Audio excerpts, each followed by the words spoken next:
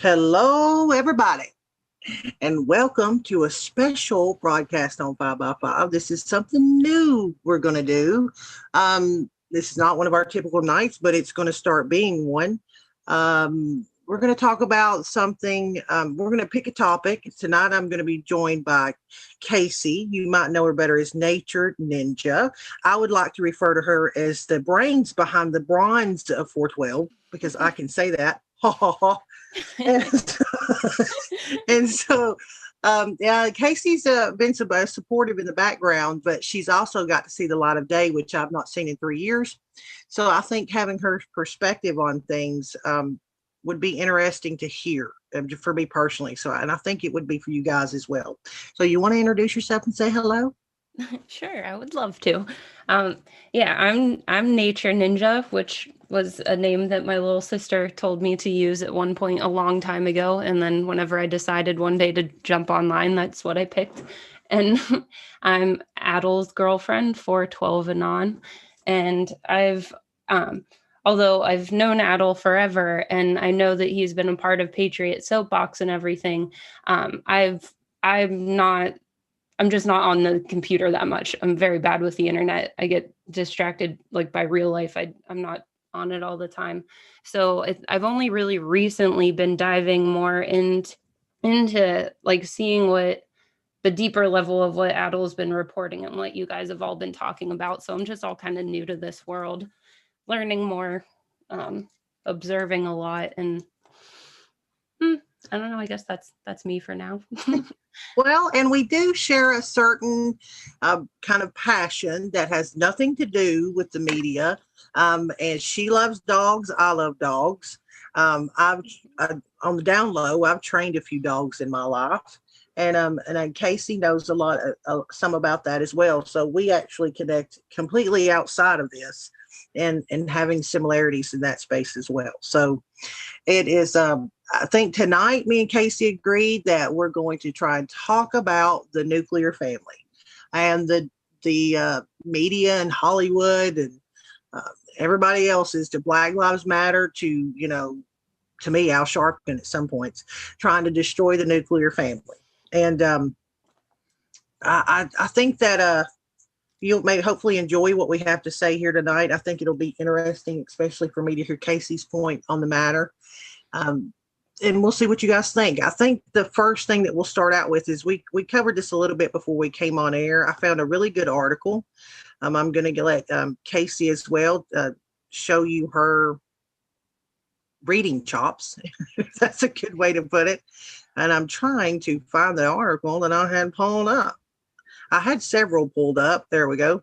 And so we'll see. We'll cover this a little bit and we'll stop and discuss it a little. Do you want to say anything about the nuclear family before I share this about your experience of what the you've seen? Yeah, sure.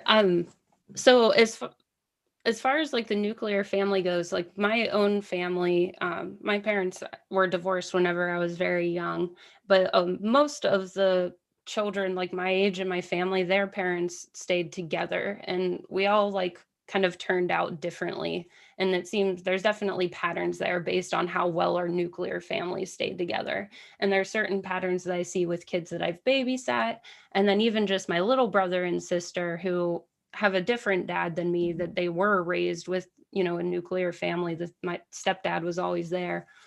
So I see in my daily life all the time just the results. And then, as Soko said, having dog training experience and seeing animals like develop, either with breeders or with their families, or rescue dogs, you see kind of similar behavioral issues between like the kids and the dogs that are kind of raised in natural I don't know if that's the term, but more traditional versus non-traditional upbringings. So that's just the perspective that I'll come from, I guess, And if you see, guys I'm have. going to come from it from a very, my family stayed intact until my mother's death 3 years ago. So my family, my parents were married. Ironically enough, most people don't know this, but he's actually my stepdad. Um, I don't tell anyone that because he adopted me when I was one, my sister before she was four. He met my mother when I was a baby, and he's been the only dad I know. but they were married for over 40 years. He still lives in the same house they lived in when I was in first grade. Well, he does now. She's passed, but like, and I've got all the benefits to me. My dad was very firm. He was, he was a man that, had pride. You followed his rules. If you didn't listen to him, you might get your butt busted. I've been whipped by a belt, and I do not hate my father for it. You didn't drive through his yard, or you didn't, like, I'll give you an example. One time I wanted to go to a party. I was 16 years old. They didn't know I was going to go to a party, but I decided to drive my car through his yard, and it had rained the night before, and I got it stuck. I came inside to whine to my dad about my car being stuck. And what he said to me was, where you put it there, it'll sit there until the yard dries and you can pull it out. I went to my room, fit thrown, 16 years old, mad at my dad. You probably used the word hate a couple times and didn't mean it, but he stood his ground. And guess what? I never drove through the yard again. And I think today the issue is that we have so many children in today's society that are telling their parents what to do. I want to leave now. Oh, and the parent go gather all their stuff and be like, well, okay, little Timmy wants to go home. My dad would have told me to go set my butt down and we'll leave when they're ready. You know what I mean? Like, I don't know if you experienced that or not at all in your life, but like my dad was not. And now I will say that when he did whip me, the few times that they did, he would feel bad and he would come into the room after I'm laying in bed crying and be like, I'll take you fishing this weekend, because I love to fish. I'm a country girl. So I respect my parents for the way that they raised me. My mother was the softer side. She was the one that took me and my sister shopping and acted like she hid the spending from my dad, which she really didn't. But that she's the one that cooked supper, and we sat down at a table every night, connected. And then my dad was the enforcer. He was the one that you were scared of, and in a way. But to this day, at 45 years old, I respect no other man more on this earth than my father. I lived 40 feet behind him. After my mother died, I moved back from Mississippi, where I lived for a couple years, to come back and be close to my dad because he started losing a lot of weight. And I watched my grandfather die 3 months after my grandmother, and it scared me. And I thought, I don't want to see my dad die of a broken heart. So I came back to be around him. And so, he's the busiest 76-year-old man you'll ever see. But I feel like I didn't realize that was a blessing. I thought all families were like mine until I was probably about 9 or 10 years old. And I spent the night at a friend's house, and I was like, how in the hell do you live in this horror? You know what I mean? It made me appreciate my family that much more. So I think it'll be interesting to hear your experiences, because I think they're probably a lot more different than mine. Oh, yeah. Yeah, I would definitely say so.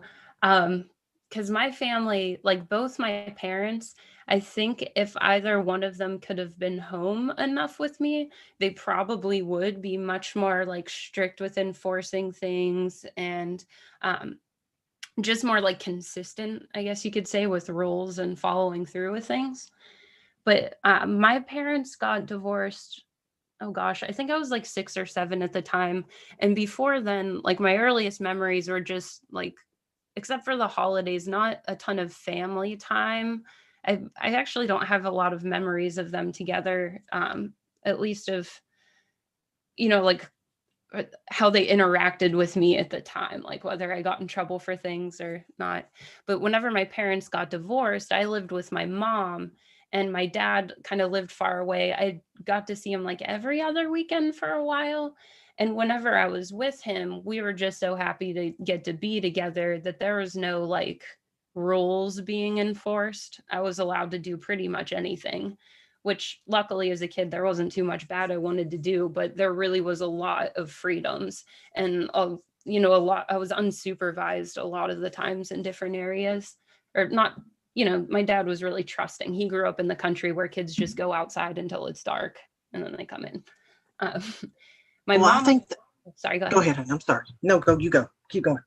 Oh, well, yeah. So that was my upbringing with my dad. My mom was kind of similar in the like, well, kids just go outside until it's dark. But later on, whenever I got older and started, becoming a teenager, all hormonal, developing an attitude, then then I wasn't allowed to have such freedoms from my mother. But she wasn't really around to enforce much. So I did end up growing up to be kind of one of those kids that were like, well, you can't tell me what to do because you're not here to enforce it, sort of thing. Went through an obnoxious period. Well, to me, I think that it was the morals instilled to me when I was younger, why I felt the need to come be close to my dad after my mom's passing, because they had been there so much for me as a kid that when I got older and they gave me a lot of freedom, I was probably one of the most responsible kids in my group of friends because I knew that they trusted me and I didn't want to let them down.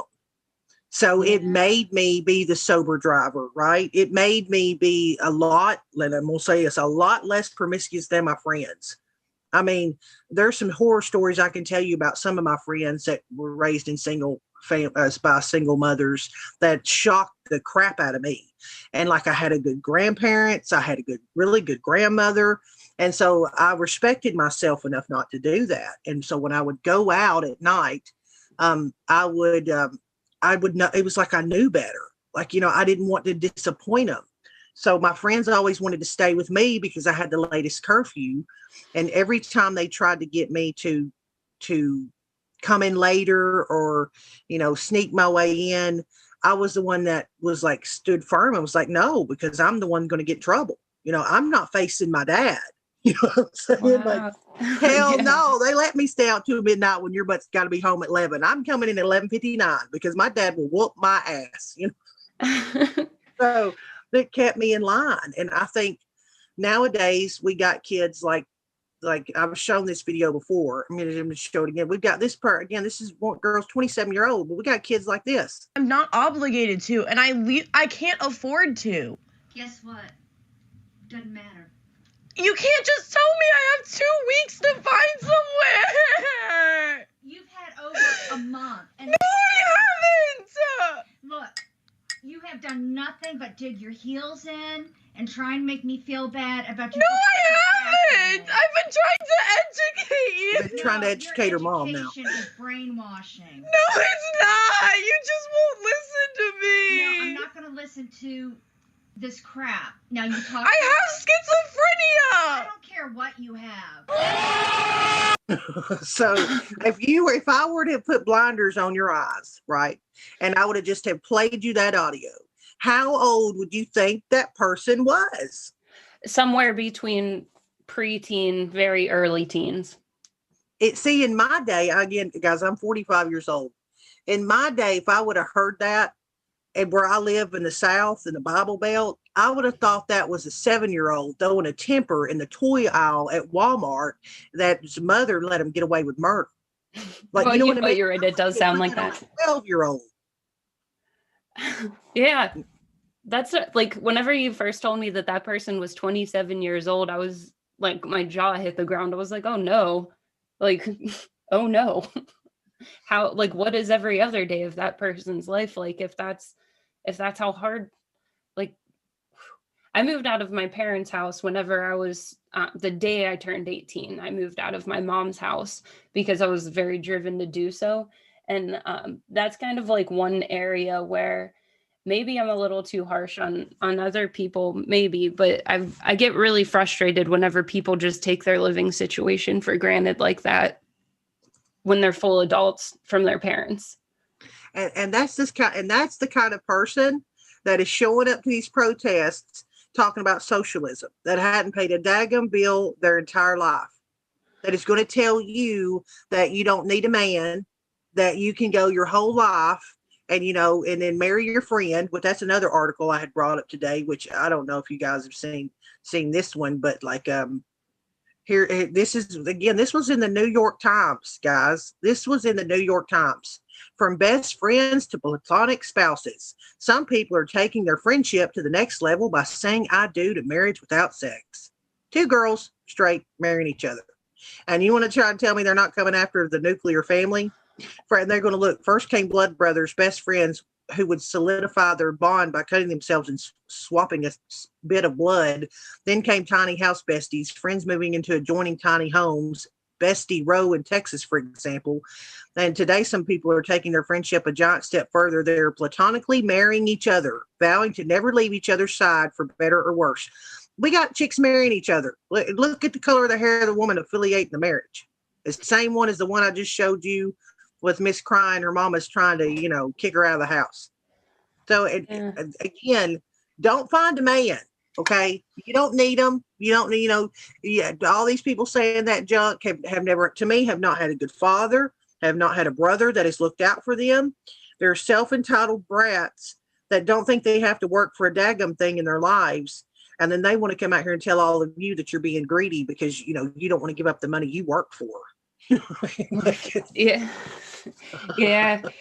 Oh my gosh. See, I agree with you. And it hurts to hear a little bit at the same time, because although I've always been one, I've been very self-sufficient. My parents always tell me that they're impressed by how little I've asked for money since I moved out and all this stuff.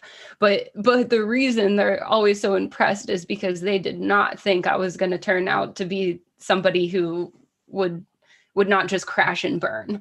Because whenever I was younger, I wouldn't say that I was as extreme as the green-haired girl there, but I did have a touch of that attitude where it was just well, you know what? I can do whatever I want.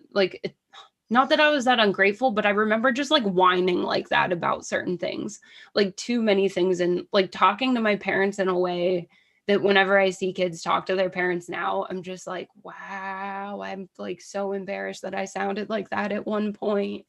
And I remember my dad used to say whenever I was a kid, you're lucky that you just don't get beaten sometimes. And I remember thinking what an evil thing for you to say, that's so violent. And now whenever I think of myself, I'm why didn't they just beat me a little more? Because parents are scared now that DCS is going to be called on them. Yeah. I mean, it's pretty scary and alarming and shocking that that's why these kids are running these households with these parents that, are letting them. And they're being told all the time in Hollywood and by the media that if they even think about whooping their kid, that they're some kind of an abuser or they're a horrible parent. So you got these brats running around that, hello, I come from, again, my grandmother would grab a switch, a fly swatter, anything that would snap. She didn't even have to whip you with it. She just had to hold it. Now we're running around with people with smartphones. Or what somebody said a phrase one day that, the phones are getting smarter, but the people getting dumber. Oh, yeah. Yeah. I think it was Tom McDonald. And the thing is the song Stupid People, or Why Are You So Stupid, or something like that. But yeah, it's interesting to hear because I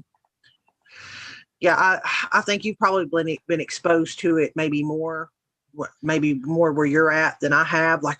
Thankfully, most of my aunts and uncles, all of my aunts and uncles except for one. I'm trying to think, one who didn't even divorce later on in life, and all of his kids were pretty much grown. All of them are still together to this day. Even my cousins, they're still together. Yeah, so. I don't see a lot of divorce in my family. I mean, I have a couple cousins. Listen, my grandmother had 9 kids, so I have a lot of cousins. But so I've not seen it. And where I live, I had to move to Nashville for a year to see my first homeless person, because around here, these church groups will pick up if somebody has a house fire or somebody loses their job.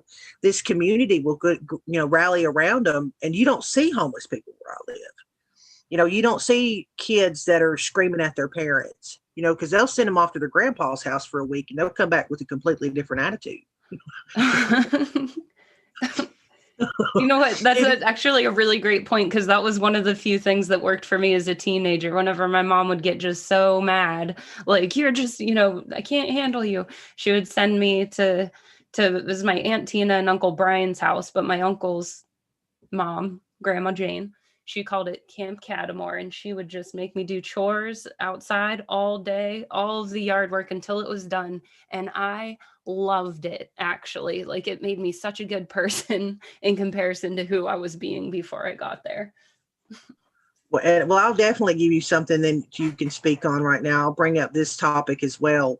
The part that really ticks me off, and I asked Casey to kind of do this with me, because as women, I would love for another woman to come and attack us for some of the subject matter that we get into. Because if you find a man that tries to talk about this, oh, he's just being misogynistic and da-da-da. Well, as a woman, I'm going to talk about it. What bothers me is that during the attack, and while all this is going on in the attack on a nuclear family, the people getting attacked are the men.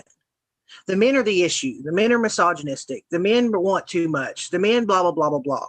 But the women in these same little circles of the protest sign holders and the feminists are number one, are the people that are thinking that they deserve what they call now a high value men. They want a Lamborghini, and they're themselves are a Toyota at best, a Corolla if they're lucky.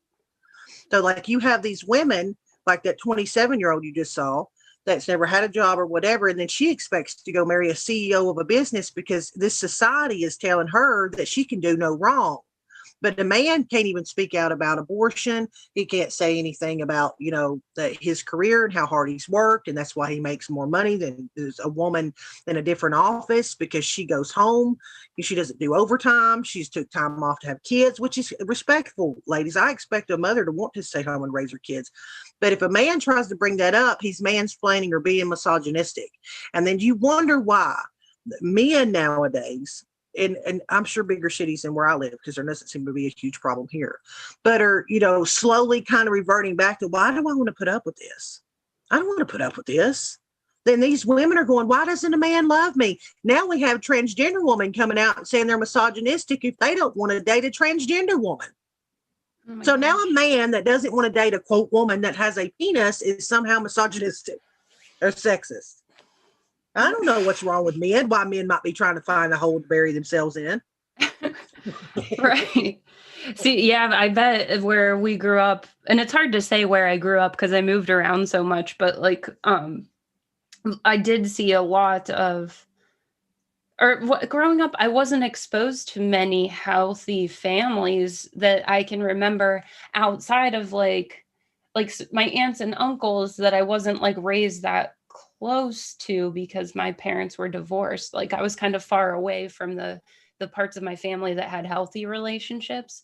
And then so like you navigate towards people that you relate to. So as a kid, I like navigated towards other kids who had divorced parents or, had their homes like kind of broken in a certain way. And those were the people I would navigate toward. And then just like the high school that I went to, like, I don't remember if they ever even mentioned that being a housewife could be like a career or, a life that you could make for yourself. You're always pushed to do something, be something. And it was always like women empowerment, minority empowerment, like you want to be the first woman president, it was never like being a housewife never was really an option in my head growing up, because even my own mother was just so strong about being a single mom, she didn't need any man.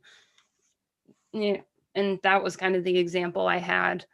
And I don't really agree with that sort of mindset anymore. Like I live with Adel. I love taking care of our house. I love that he's the head of the household because that's what I think of him as.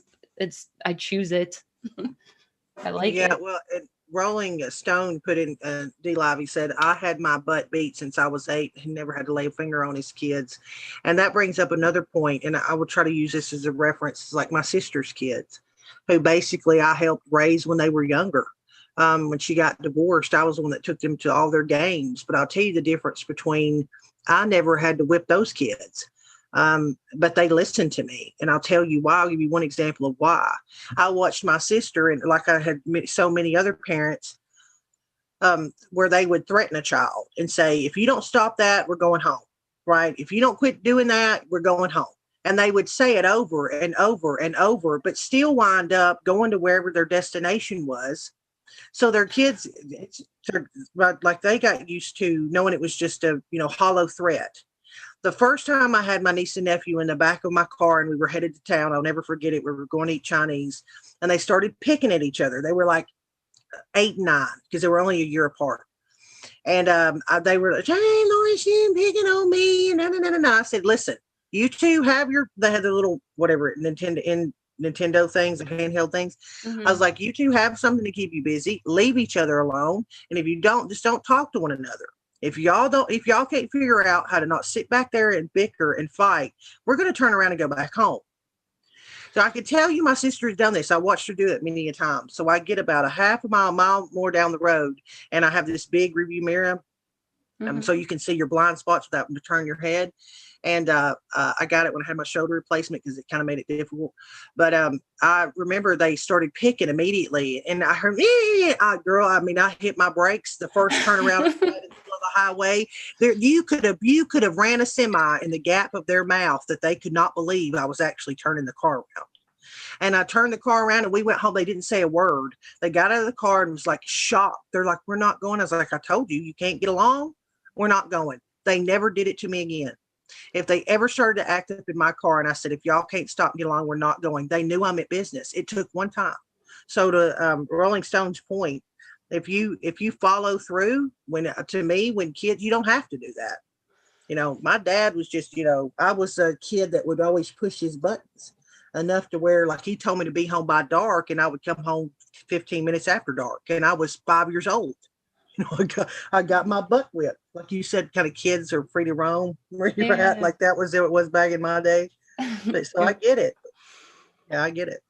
You've brought up something really important too. Like you don't have to, like, if you're just consistent and follow through with what you say, you really don't have to like raise your voice or like threaten your children or ever make them feel unloved or unsafe. You just let them know, like, this is what the offense is. This is the consequence for the offense, no matter what. I don't want to do those things, so just don't let them happen. We can go about life if you don't do them. And whenever you grow up in a home where you don't have a parent that's at home, like there with you enough to like follow through. In my mom's case, she had to work like 3 jobs and she was a paramedic. So that's like, just 24/7, just constantly dealing with stressful situations all the time. And then she had to come home to 2 kids.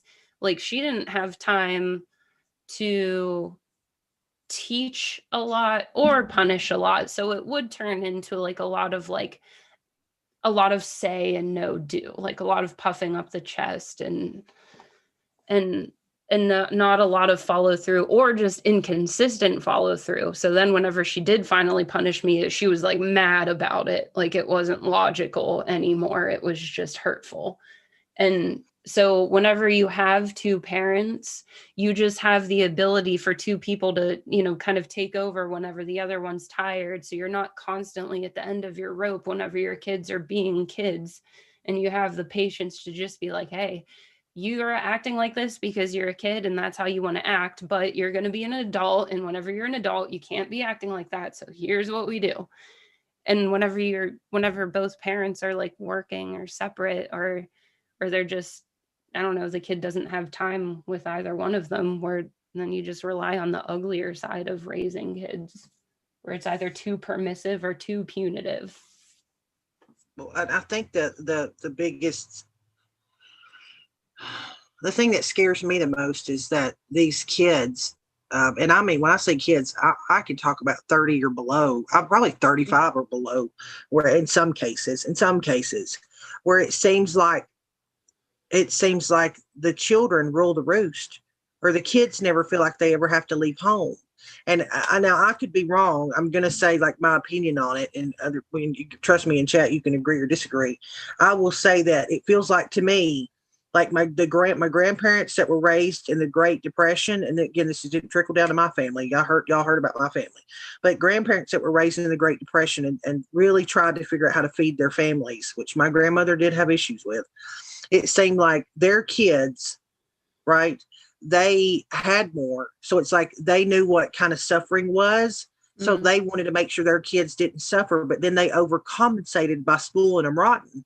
So now they have those kids in turn have, now feel like this sense of entitlement. Like they don't know what it means to appreciate the things that they have. i.e. a smartphone that kids now just expect their parents to buy them, or throw a hissy fit if they get grounded and it's taken away. Like the reliance on technology is overwhelming with the younger generation. Like you can say a set of 4 20-year-olds sitting at a table that are going out with their friends, and they don't even put the phone down long enough to have a valid conversation with the people that they went to lunch with. They're all on their damn phones. So you have a generation of people getting their feelings validated by likes or shares or comments. They're not by actual warm-blooded people that they know face to face. So it's like this virtual herpes, if you will, that everybody's infected with. The younger generation is infected with. So it's like they don't know how to have real relationships. And they have so many options to go on these social media like Twitter or Instagram or TikTok or wherever and just be little jerks. And then they have a parade of people behind them going, you go, you social justice warrior, you. You know what I mean? It's like people are lifting them up for being little buttholes. You know what I'm saying? Like, we didn't have that in my day. I don't know if when you started with that, but like, we faced the music around here, or our kids or our friends wouldn't hang out with us if we were mean to them, or we didn't get to go tell a complete stranger that we never met in New York City and call them an effing idiot and all this other stuff like people do on Twitter. You know what I mean? Like it's turned people hateful. Yeah. And now, that's been going on long enough that those people have kids now, and the kids are just mirroring their parents, and then the parents are getting mad that the kids are like that, even worse, and the parents aren't realizing that they're the ones who are teaching the kids to be just as disconnected. Like the parents are just sitting there scrolling on Facebook, because I'm 32 years old, so I'm right at the age where I didn't get a cell phone or even a computer as early as any of my friends. We just it wasn't that big of a deal in my house to get those things. So I remember whenever my friends in high school started having cell phones on them all the time, and it turned into I call them shiny rectangles now. People just stare at their shiny rectangles. You see the life come out of them. And so now I'm old enough to have kids. A lot of people my age already do, and their kids are already just glued to the shiny rectangle. And that shiny rectangle is the only thing that them and their parents have in common, is that they're both addicted to everything except their own lives and their own family. It blows my mind. Yeah. And you're watching, it's not just even social media. You're watching prominent people pushing this agenda out. Again, I brought up an article. I'll share some of it. We can read a little bit of it, and I'll get to why would you want to demonize something that is good for children and make it seem like it's something that people should discourage, which is having a mom and dad at home? Listen, nobody can be perfect. Of course, there's instances where a man seems okay and things are going great, and then they become abusive, and you got to figure that out, right? But there's also situations where people don't talk about women abusing men either. I mean, I know women that have fly off on their significant other, and a man stay in a situation where a woman thinks it's okay to go up and smack him, and he doesn't tell anybody because then he'll just feel like his friends will laugh at him. You know what I mean? So I'm going to say abuse both ways. So those situations, of course, happen. But you're looking at a society that encourages women to stay single because the government will give them more money. But I'll bring this up really quick. I shared this with Casey earlier, and those were some quotes by some very strong feminist icons. You might recognize some of the names, like Gloria Steinem described marriage as an arrangement for 1.5 people. But who do you think's the one, and who do you think they're describing as the half? Of course, they're trying to say a woman is a half a person.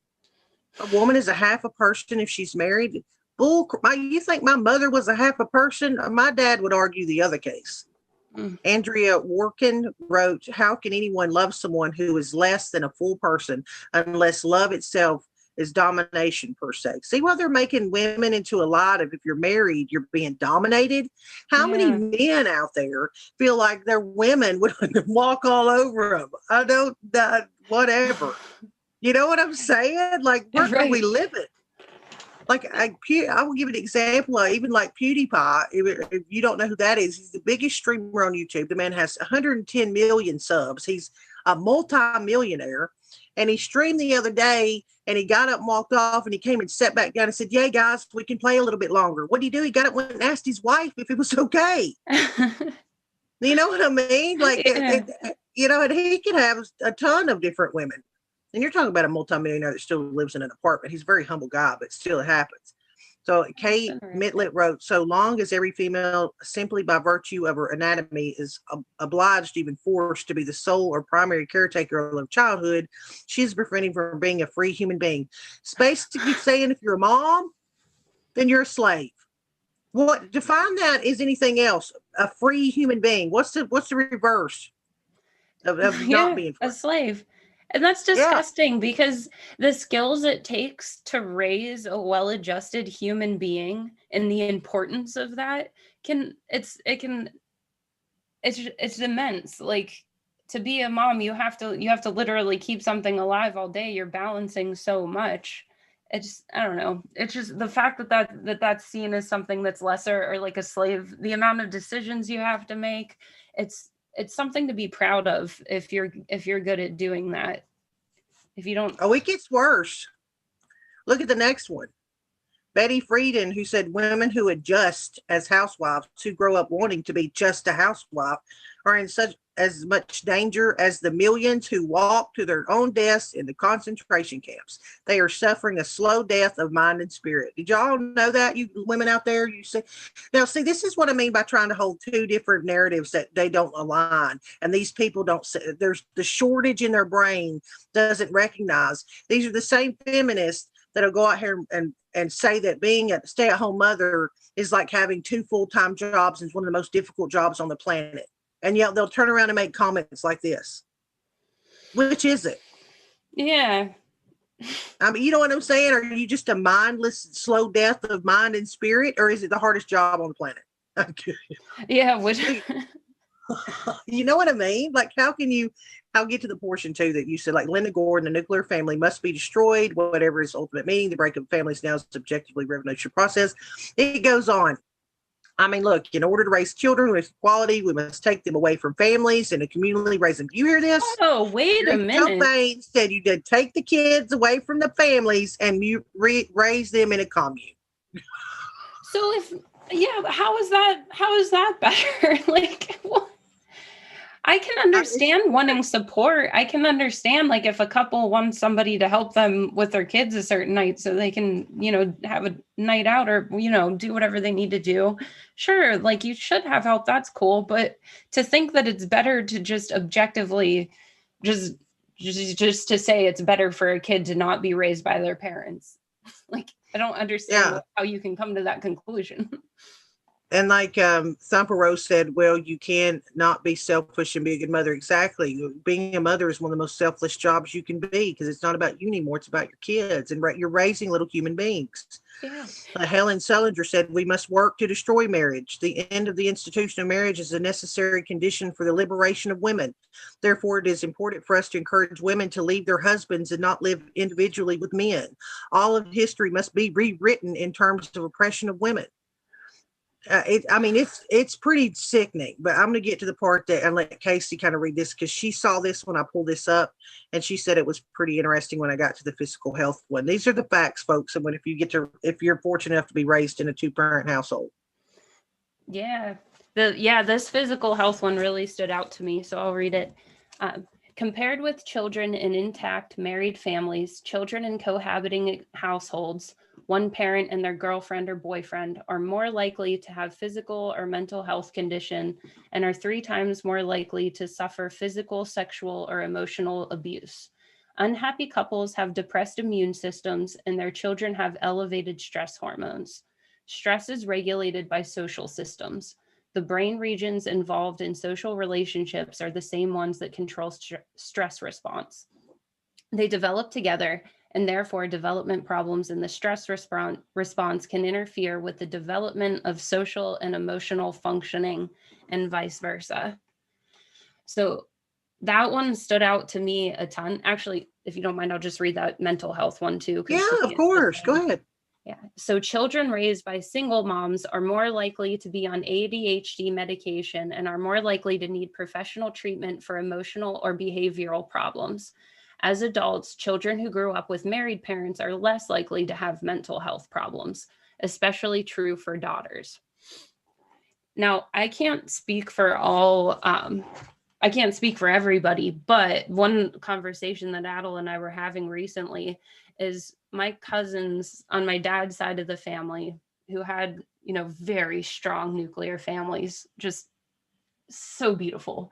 My cousins are just so healthy and stable, and they graduated high school, they got great jobs, they have wonderful husbands that provide for them. The ones that are married, my other cousin, who he decided to stay single, he still helps my family out in Nashville. It's just they're upstanding human beings that are physically and emotionally capable of taking care of anything. The girls are all like nurses or in the military, or one is an x-ray technician, I want to say. It seems like that was kind of not effortless. They worked really hard, but they just did it. They had support. On the other hand, I've had periods where I totally crashed and burned, where I may have always had a job and was always supporting myself, but severe depression, like I couldn't, like horrible attention span after a while. I would kind of just like go with the flow with anything and just go out to parties and be kind of aimless. And so it took me a really long time to even find anything in life that I really wanted to do. And the only reason that like working with dogs, training dogs became interesting to me was because I noticed the correlations between dogs that were raised in a healthy environment and had decent genetics, and then the ones that didn't. And I like recognized the same patterns in myself in the dogs that weren't raised right, and then the ones that succeeded, that, all therapy dogs are very well bred. They come from good homes, and then they go out into the world. So that stood out to me a lot for that reason. Well, we could do a whole nother show on people that are irresponsible and get breeds of dogs because they look cool and have no business owning them. Trust me, we could do a whole show on that if you want to, because that's a whole subject. I've trained some of that's a whole nother subject, but trust me, and I get what you're saying. And I have one question for the people out there that think that men are not important. A good man, a good husband, a good father is not important. Where in the world do you think these girls, these daughters, find out or figure out how to be treated well by a man? How do you think girls are raised with standards? It's how they're treated by their fathers or their grandfathers. It's my grandfather and my dad that taught me how I should be treated by a man. And to me, there's no better training. Like, I loved my mother. My mother was the most caring and compassionate. I have learned over the years that I was so lucky to have the kind of mother that I did. But it was my dad that taught me how men should be responsible and how men should treat you, and you should never be abused. You should never be talked down to. It was my dad and my grandpa that taught me how a woman should be treated by a man, period. And so that's why I don't take any shit off of them. Like, I don't settle in relationships because I just to be content. I demand respect. I give it as well. Don't get me wrong. Trust me, it's not a one-way street with me, but I'm not going to take someone cheating on me or abusing me or any of that stuff. And I think that younger girls that don't have that strong father figure are led to try and figure that out. If they can have a good man in their life, a good grandpa or a good uncle or something like that, they can also teach them a lot. But they are robbing, and don't even get me started on sons having a good father figure. Who do you think teaches the men how to be good men? It's the dads and the grandpas. I don't know. It's shocking to me at how I mean, I think women are kind of revolting and pushing back, and I think that they could work on the sources that they're getting their information from. There's one guy that's doing really well on YouTube that has women call into his show, and he basically tells them that they're expecting too much and they should expect less. But he says some things I think are a little bit of a reach. It might come from the fact that he lives in a big city. He'll tell these women that if they're looking for a high value man that makes a really good income, that they should basically expect to be cheated on. I mean, I'm like, what? Okay. I don't know what you're trying to set these men up for, but I mean, I just don't believe that. I don't believe that. Now, if it's set from the onset that, listen, you're going to live more of an open relationship, hey, do as you would, do whatever you want to do. That's your choice. If you're good with it, they're good with it, be good with it. But if you go into a relationship thinking that you're going to be monogamous, and then they spring on you a year later that they met Sally over here and they want to have a sideways fling, and you're just supposed to eat that because they make decent money, I'm sorry, I'm not going to agree with that. I don't think that that's right. But it is what it is. It's look, we can bring up these other 2 points too that was in this article because it was really good. The poverty part and the teen pregnancy stuff. If you want to read that, you're a good reader, girl. Oh, yeah. You should give Adel some lessons. He thinks he doesn't do good reading on air. He does a great job. He's hard on him. Yeah, he does. It cracks me up though every time he goes to read in the chat. All Looney Tune 17 will say, "Read to me, Adel," and that cracks me up. He's covered. Adel's a good one. Yeah, he is good. But okay, I'll go ahead and read this. So for poverty, both physical and mental health are influenced by socioeconomic status. Children of single parents, 4 out of 5 of which are women, are far more likely to grow up in poverty and have lower rates of upward mobility than children of married parents. The current welfare system discourages single mothers from establishing a stable 2-parent household, despite a portion of welfare funds allocated to promote this kind of family structure. This is because women who marry or maintain a home with the biological father of their children can face the reduction or loss of their benefits. In turn, children who grow up on welfare are more likely to grow up and be on welfare themselves, continuing the cycle. And for teen pregnancy and crime, daughters of single mothers are more likely to engage in early sexual behavior and become teen moms, which in turn makes them more likely to rely on welfare and their children less likely to grow up with their fathers. The majority of inmates grew up without their fathers. Yeah, and again, huge points and scores for dads. And I wanted to talk about this tonight. I think it's a huge pushback for me personally, is because, again, I can only stomach so much being as fortunate as I was to have a really good dad and a really good grandpa, to see men just be crapped on. It's like men can't do anything right now. Like if you've got a successful career, well, you must have got it because you were a man. You know what I mean? Like I can't take it. Oh yeah, it's frustrating because it's like, yeah, you just want, because it's hard for anybody to just be like trying your best and doing your best, and then someone be like, no, because of who you are, that just, it clearly wasn't the same amount of effort that other people put in. And it's like, well, just because I'm a dude, or just because, you're a dude doesn't mean that you didn't work hard for what you got. My dad was like, I love my dad so much, even though I couldn't live with him growing up. I always loved the idea. I would think about it all the time because although I didn't see him often, whenever I did, he was always working hard. He was a construction worker from a young age and just worked for every single thing that he had. And even though things didn't work out between him and my mom, I still remember him having to pay a lot of child support. He was, he did as much as he could from the position that he was in. But, I didn't really see many dads of the divorced, families that I knew wind up with their kids. It always seemed like even if the moms weren't even taking that great of care of their children, the moms end up having them anyways during a split. I don't know. Yeah, well, I'm going to give you a compliment because Short Bus Mooner, gotta love the Anon name. Some of these Anon names, like Wang Dang Doodle, I freaking love saying that. But Short Bus Mooner said she'd make a great stream host, very well spoken.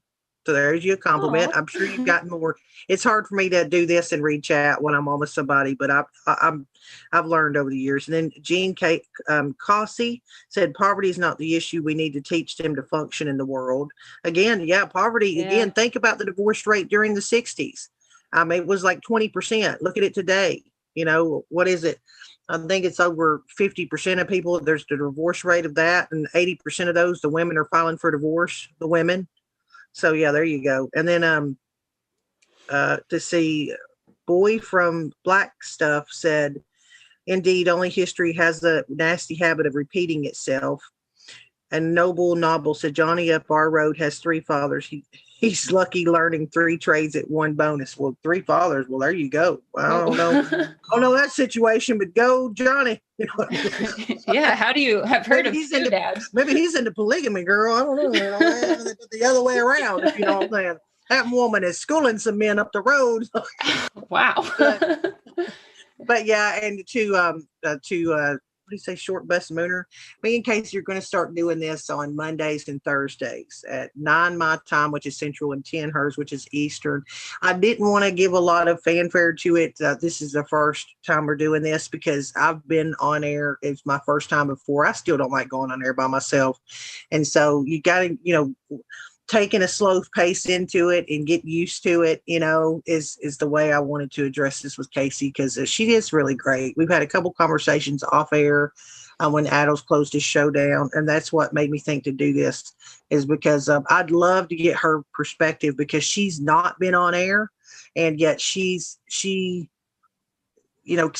so she can see things differently. She's just not been all consumed with all the political news that like some of us have been for 3 years. So that's why I enjoy hearing feedback from her, because she is very articulate and she's well spoken.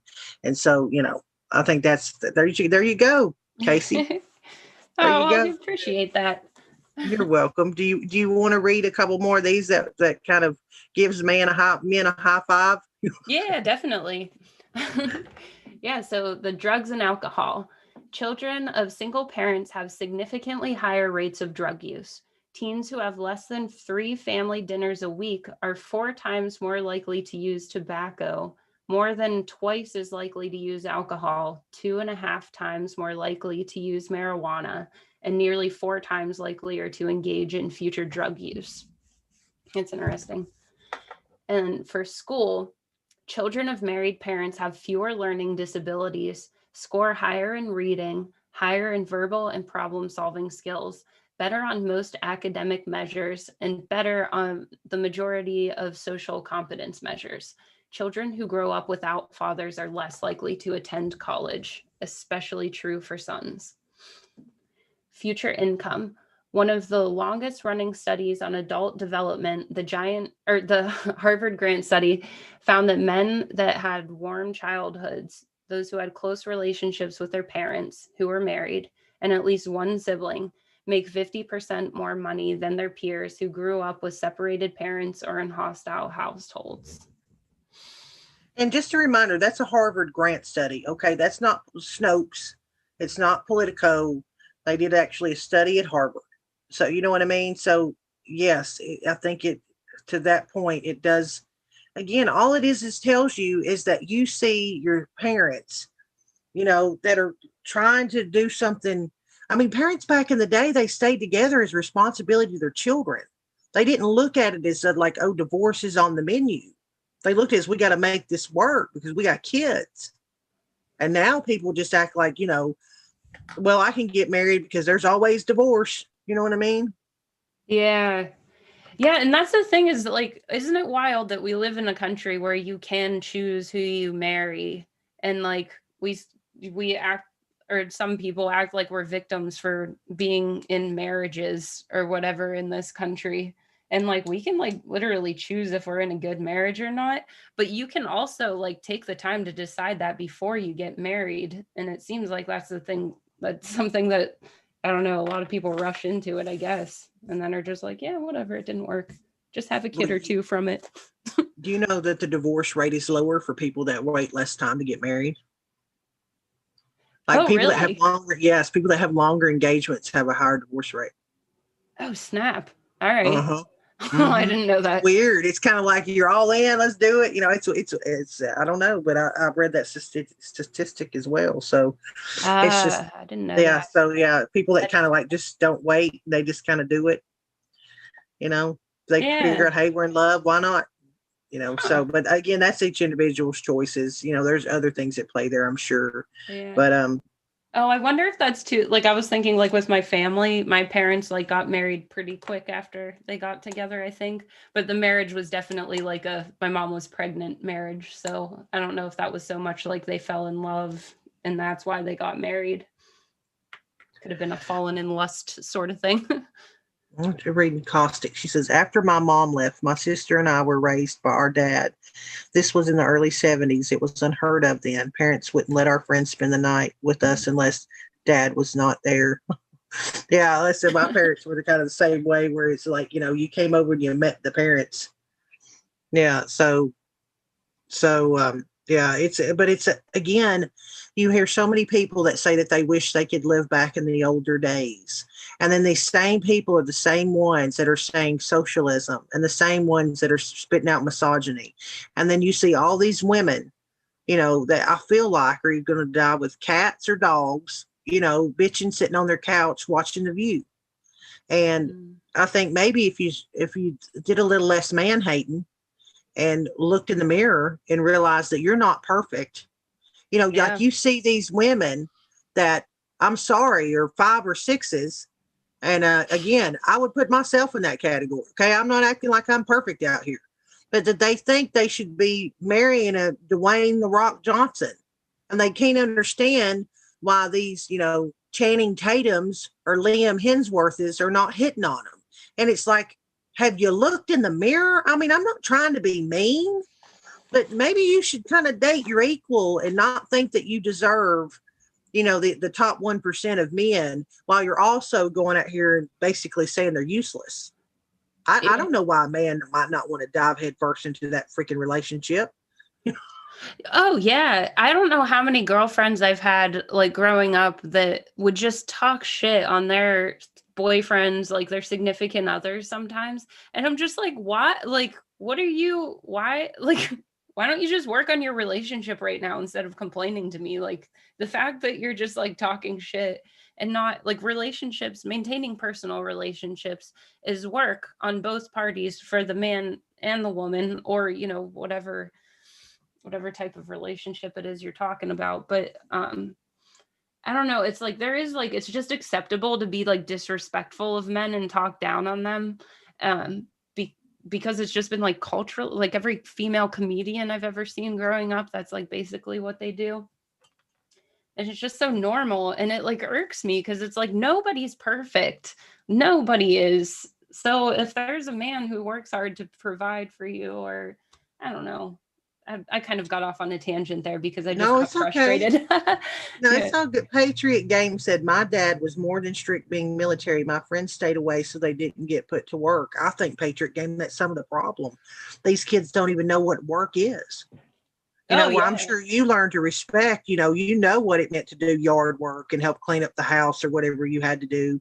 Where these kids nowadays literally will sit in their room. Their mother still walks in at 27 years old and washes all their clothes, cleans their blinds, washes their curtains, vacuums their floor. And then they get the yell out that supper's ready. And then the rest of the time, they don't feel like they have to do a daggum thing. I mean, that's, I think, one of the biggest issues that faces society today. There's entitled brats that don't have to do anything are the ones telling all of you, the people that work and that pay their taxes, that they are selfish. Well, go ask those same kids' parents how they feel now that they've spoiled their child rotten and they're not doing anything. Who's the selfish one? The one that's laying on their backside, having their food delivered into their bed every night? Or the one that's going out to work their butt off so they can deliver the food to their bedroom? I'm confused on the selfish definition there. Right. Yeah. Yeah. And Short Bust Mooner said, love me a handy, manly man. And there's another thing down here in the South. I fully agree with you. Like my dad can tinker with anything with a carburetor and a small engine. That man can fix from a weed eater to a push. I mean, he just sold a ride lawnmower the other day for $350. He does it because he's retired. Right now, this man has 2 zero-turn lawnmowers and 2 riding lawnmowers. Okay, we don't live on 50 acres of land. We have less than an acre, but he loves tinkering with, and I encourage him because it keeps his mind busy. He goes and mows elderly people's yard. He's a good man, but like I watch his work ethic even at 76 years old. Wow. And he can run circles around 40-year-olds because he just stays busy. So I think that's the problem with the kids of today, is that they're the same ones yelling at you that you're pieces of crap, are the same ones not doing a damn thing to contribute to society except hold a poster telling you how horrible you are. Oh yeah. And at least in my scenario, like the schools that I've gone to have always, or especially my high school, I'd say kind of like egg that on a bit, where like my school was very big on like, okay, you need to graduate, you need to go to college, and like these are the acceptable things to go to college for, sort of thing. And whenever you go to like a good school, you like, I don't know, you like think that you know more than your parents because they're like teaching you about stuff that your parents never teach you about. Like, yeah, my dad may know a lot about construction, my mom may know a lot about military, but there's people telling me that if I get a degree in philosophy, I can change the world and I don't need any of these stupid construction workers, or, like, I Yeah, don't know get if a I degree in described that gender well. studies you'll never do anything with, while the most richest people in this country have never went to college. Look it up. Yeah. The world's richest people never step foot inside of college, and these same people are telling you women how badly they need it so they can get out and school you while they can't find a job with their worthless freaking, diploma. Yeah. Yeah. So You it's know like what I even mean? kind of encouraged, and it probably caught a lot of parents off guard in the last couple generations. Like, because you probably wouldn't think that your school would tell you, that a philosophy degree is more important than learning how to repair your own car.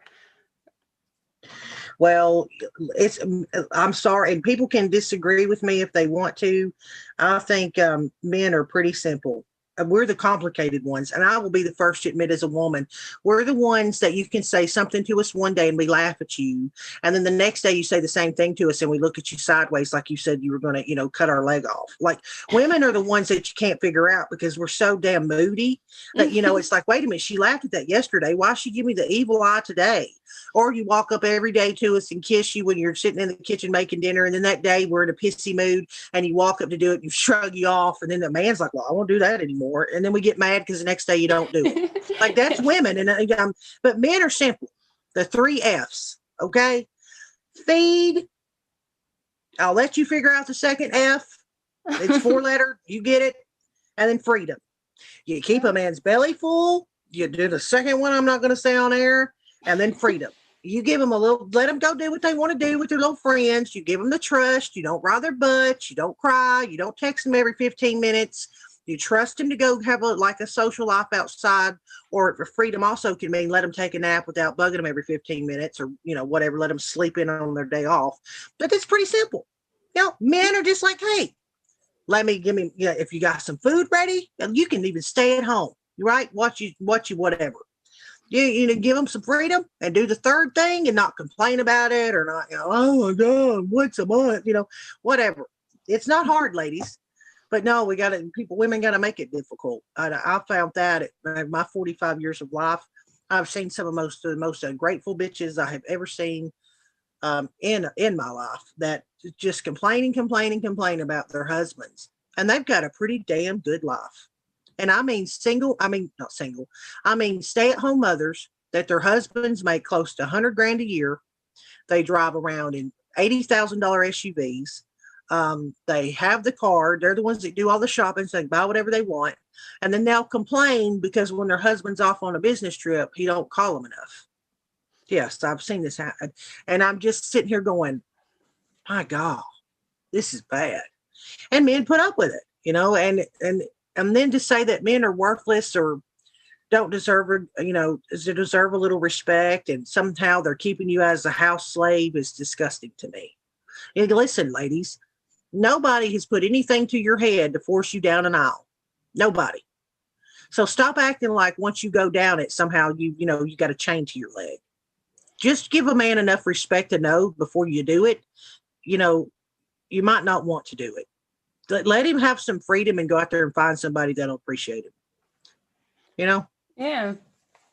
Well, And then you can buy a dog or a cat, and you can sit your ass on the couch and die single. And don't sit there and complain about it when you're 40 years old and can't figure out why you can't find nobody. Maybe it's because you're a little too damn picky. Yeah. Just saying. That's my soapbox for today. It's disheartening because there's hardworking men that listen. They're pretty simple, and I'm watching society right now rip them apart. Yeah. And guess what? Without them, you wouldn't have that smartphone. You wouldn't be working in that office building. You wouldn't have that road to drive on. You wouldn't have your garbage picked up. You wouldn't have your food delivered in your semi.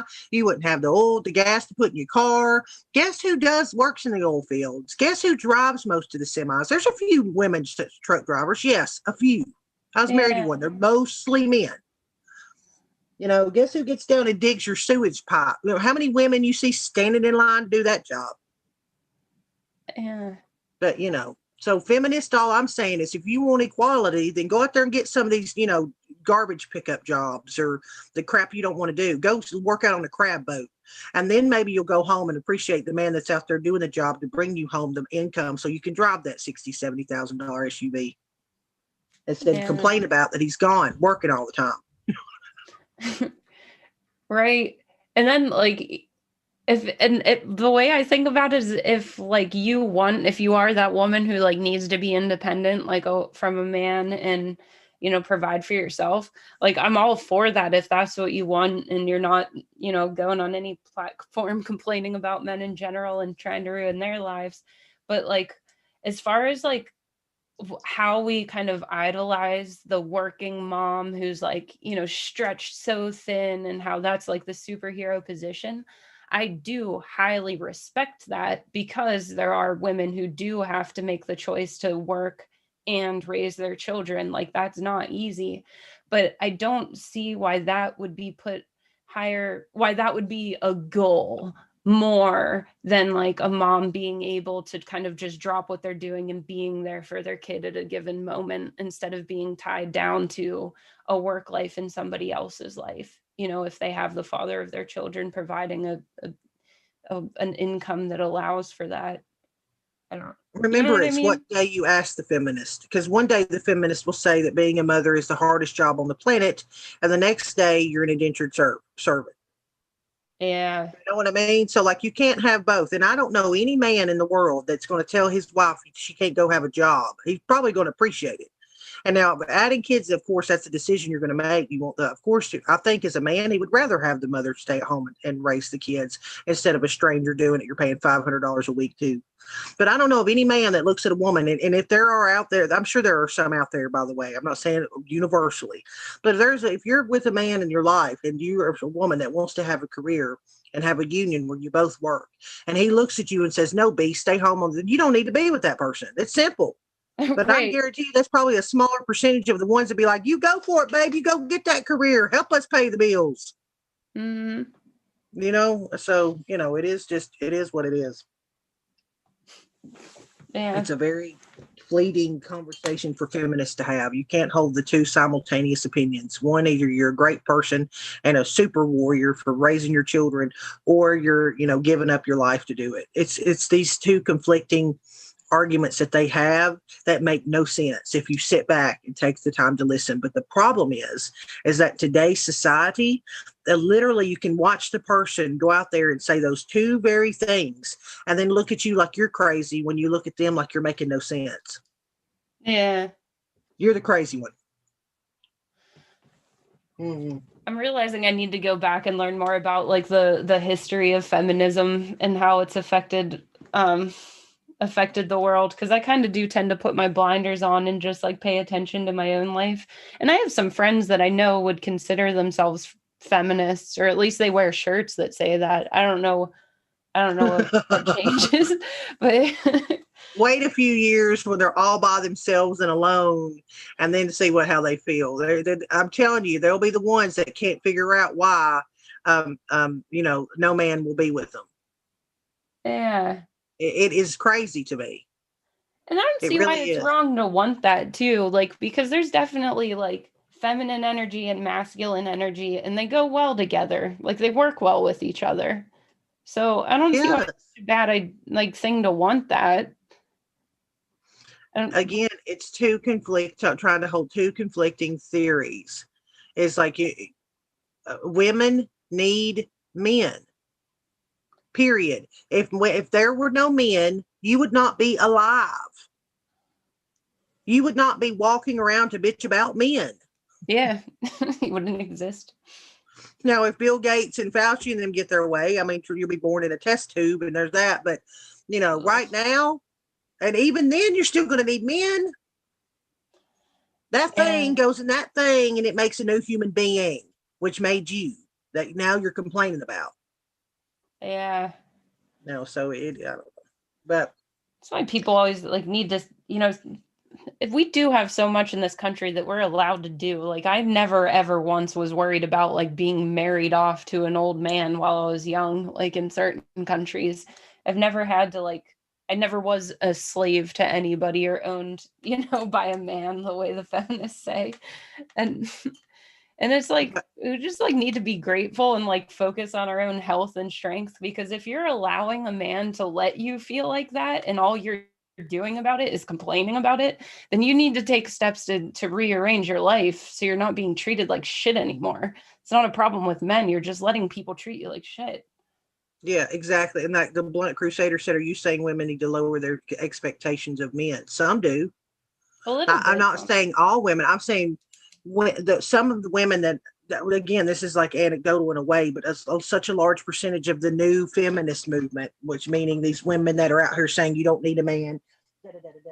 I mean, a guy has a whole successful YouTube channel with I think he's almost at 1 million subs at this point, where women are constantly calling in and demanding that these men have $100,000 jobs, and they take care of themselves, and they do all these things and provide for the family, and all they can sit at home, and yet they themselves bring nothing to the table. They themselves are the ones that are constantly complaining about them, think that they can be a 5 but they want a 10. Now other women, like probably me and Casey, I would tell you, no, I don't have to lower my expectations of a man because I know what to expect from a man. And if he provides it, that's great. And but I'm not expecting, the world. It's a union. It's bringing two lives together to make a family. I don't feel like I'm having to give up myself in being in a relationship with someone. Like a lot of what we just read to you earlier from these quotes from these feminists were acting like women were having to give up themselves to be with a man. That's a lie. You don't have to give up yourself. You bring each other together. You lift each other up. And if one person has a hobby the other one doesn't have, guess what? You're still adults. That person can still go do that thing without you. Because you should have at the very core of it trust, or you have nothing. Then you have some jealous person that's going to nag you to death and ride your ass about everything, and that'll eventually lead to problems. You got to trust each other, and then you don't have to. You should know where each other stand. And there's a lot of issues, I think, today too, and I don't know, Casey, if you can speak on this, with a lot of women that have issues in previous relationships and they drag it into a new one, and they make the man that they're with deal with issues they've had with other men. And it's just not fair to that new man. He didn't do it to you. Yeah, I definitely can speak to that, because Adel is a saint in how well he's dealt with that from me at the beginning of our relationship. Because I definitely carried some baggage from old stuff into my relationship with Adel, and now our relationship's kind of like we've known. We went on our first date like 15 years ago, and we weren't together this whole time. So there was periods where, where we were broken up dating other people, and we eventually got back together. But, oh man, because I think it was more because Adel was there like at the beginning before I dated other people, and then we got back together. Like I dragged so much old baggage into it, and I was like realizing that I was doing it and apologizing while I was doing it, but just like, I don't know how to stop doing this. But thank goodness Adel is incredibly patient with me and understanding. But See, and that depends on the man, because men are individuals just like women are. So, if you have someone that's understanding and is willing to work with you and give you time to understand they're different people, that's what again ticks me off. And going back to that lowering expectation things, nobody should, but people shouldn't have such a high standard and high expectations and then wonder why. And I mean picky. I mean, like, they don't like you because you don't hit 6'2", or you don't hit a certain, you're 10 pounds overweight than what they want. I mean, serious pickiness that's just unrealistic. But because people are individuals, you're never going to find, you make a list of 10 things, right? And men would say to you, and there was a study done on it, if they had 80% of the things they were looking for, they'd be damn well happy. And they asked women the same thing, and they said no. 80% of what they wanted. And women said no in that study, that they would not be happy, the majority of them. And men said, hell yeah, bring her on. Because again, in today's society, women are being taught that there's nothing wrong with them. They're perfect the way they are. Don't need a man to mansplain to you, and you don't need a man in your life, and go get your college education. Don't worry about finding marriage or kids and all this other stuff. And that's what started this conversation tonight, is that if you think that, then you would not have been born. If your mother thought that, you'd never been born. And what's sad to say also in saying that, how many women right now are having children out of wedlock in fatherless homes and thinking that's perfectly okay. Listen, it's going to happen. Of course it's going to happen. But people should, we just read through the qualifiers and the facts of what happens when you're born to a single mother and you're not raised with a father in the home, the statistics of what could happen. So of course, to me, you should strive to want to have a 2-parent home for the betterment of that kid. And back in my grandmother's day, it wasn't all about you. It was about your family. You learned to sacrifice. You learned to give up more. You learned to work harder. You learned that divorce wasn't always the first thing on the damn table like it is today. Oh, sorry, go ahead. Oh, no, I was just thinking just how the times have changed. Like, we've never had to survive, really, a lot of us in this world that are alive right now. Like, we've been thriving. We never had to be hungry. We've never really understood what it's like to be worried about where your next meal's coming from, or, and so we just take for granted like how important survival or family is to survival in the world whenever shit gets rough. Like, it's important to have all of those components whenever you need to be strong and survive. If you have one person in the family that gets too sick to filter the water or go get the food or whatever, it sure is nice to have a whole family dynamic planned out to account for everything that it takes to survive. Yeah, if the shit hit the fan right now in today's society, do you think men could make it? And do you think women can make it without men? I mean, being honest, 100%. There are some women. Listen, I'm a prepper. I know how to make a fire. I know how to make a water filter out of like straw and rocks and sand. And I have hand cranked meals, but I'm a prepper. How many women that live in Atlanta or Nashville or Chicago or New York or in California and San Francisco and Los Angeles, how many of them do you think, if you took those big cities and you took the men over here in this one group and you took the women over here in this group, how many do you think the men would figure it out and women would be like, why is the water coming out the tap? Why is it hot? You know what I mean? Yeah. Like, and that's just being real. Now, can women learn it? Of course they can. But how many of them actually would know it off the rip if the shit hit the fan today? Well, yeah, and even if you can learn it, why wouldn't you want support in making shit happen? Like, why, like, even if you could know all the survival skills, even if the men and the women both knew, just like having the different styles of how we think in combination with each other for survival. Like men thinking in a clear, like, okay, this leads to that, this leads to that, this leads to that, where women sort of think about everything all at once. Those skills can be helpful to each other, but they can be so destructive if that's the only side that you see. Like, if you only have like the more emotional, like feminine view of the world, or the more like kind of simple, clear, direct man view. That's what you want to call it. I don't know. Well, there's always going to be, that outlier, an exception to the rule.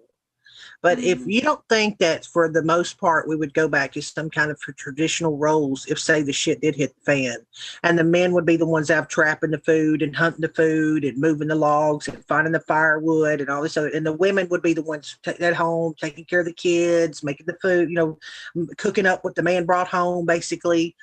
I mean, you're living in a fantasy world. I mean, that's exactly what would happen. Yeah. And if women didn't have men, guess what? We're gonna be sitting there trying to figure out how did was they make that rabbit trap on Bear Grylls Survivor? You know what I mean? Like, it would be like, wish I had a dude to go hunt a squirrel. You know what I mean? It's not knocking women. I am a woman. I'm a proud woman. I'm all woman. But again, I'm not so egotistical to think that we don't need men. Yeah. We do, like, we're just different. We are. And it's good to have different types of people. I don't see what's so wrong about being a man in the world. And I guess whenever I was younger, I never thought that, I guess maybe was raised enough or around people who were more like feminist types or whatever. I guess still, though, I never like thought that men would just be as obviously attacked, I guess is the word for it now. Like, it's really the white man in the world right now really is just not seen as anything good. Oh, they're coming after a black man as well at this point. I mean, now that, what is it? The black man is now I think they're even coming after gay men at this point. I mean, listen, the gloves are off as far as you have the certain genitals between your legs at this point. And I think that's all we're saying tonight, is that it would be nice if the same women that expected men to respect them would respect the men, would respect a man. You can't ask someone for respect if you're not willing to give any. Again, I will say it again for the people in the back. I'm not talking about every single freaking person in the world. There are horrible men, just like there are horrible women. So yes, some of them belong in jail, and some of them probably will die single, and that's a good thing because they're horrible people that beat on people or whatever. I'm just talking in a general sense. What I'm watching, because I am in the news a lot more probably than Casey is, what I'm watching come out from the New York Times, like that article I showed you about straight women marrying other straight women, and then the green-haired girl crying and screaming at her mama, "You can't kick me out, I can't afford to pay no bills." That kind of entitlement, that kind of the destruction of a family, a father and a mother with children. That it's almost like a concerted effort to destroy it, to talk so badly about it that you're looked down upon if you have it. I think is a detriment to society. And as you notice, it's only something privileged over here in the Western world, in first world countries, because they're not saying that stuff over in Africa. You know what I mean? They managed to keep their tribes together. Some of the poorest people. If Bill Gates would leave them alone, that's a whole nother story. But but because they have a strong tribal family structure. It's just strong family. Like, everyone seems to get it, except in areas where we're so blessed that we take everything for granted. Got to have something to bitch about. They're always looking for the next feminist movement or whatever. But again, I think it's kind of like the same thing for me as hearing everybody preach about how America's so racist and how we elected a black president. I mean, how you put those two things together and make sense in your mind are the same people that are probably bitching about men while they're crying about being single. Yeah. So, it is what it is. And we went kind of off on a different legs in the conversation, and but this is our first one. We'll get maybe more structured, and in the next one we'll also be back on Thursdays too. We're going to try and pick a topic like this, and I want Casey's point of view about it, and because I think that she has a good perspective that not many people have heard that maybe they need to hear. Y'all all know I've been a has-been on here, so I'm an old fart at this point on air, but she is someone I think it's important to bring people here that have not been subjected so much of the onslaught of the negativity all the time, and can look at things with new eyes, fresh eyes. And girl, we can always do a whole video about freaking dog training and people buying the wrong breed of damn dog. If y'all are interested in that, trust me. Oh yeah. I have some points to make on people that are buying dogs that have no business buying a dang dog. Oh yeah. I don't like to work out or run, but I'm going to get a boxer, Right. And you could talk nonstop about the correlations between training self-discipline in dogs, like instilling impulse control in dogs, the difference between that or the comparisons between that and people who have no self-control over themselves, their impulsive behaviors, how they act. I used to manage a dog daycare where I would just I remember seeing them and being like, oh yeah, humans are probably really easy to control too. Sorry, I'm not used to being up this late, so it's hard for me to put sentences together, but I don't want to go on a dog tangent because I will never shut up. Oh, we can do it. Yeah. Listen, we can plan it. An Irish and Zozo YouTube recommended to get. Well, that's nice because that never happens. That never happens. I'll tell you right now, even if you kind of stumbled in here and want to leave, I'm happy to see that because trust me, that don't happen to this channel. But yeah, we can go. We can talk about it. That on another day if you want to. And next time maybe we'll bring up like bullet points and we could hit those. I just kind of brought some articles together, but I wanted it to be, just us speaking for the first one and Casey having the opportunity to let you hear from her because again, I think you're going to enjoy this, Casey. I think you'll feel the love from the folks. And I stole you from 412. And if you hear me give 412 a hard time, those of you out there tonight, hey, it's like a brother to me.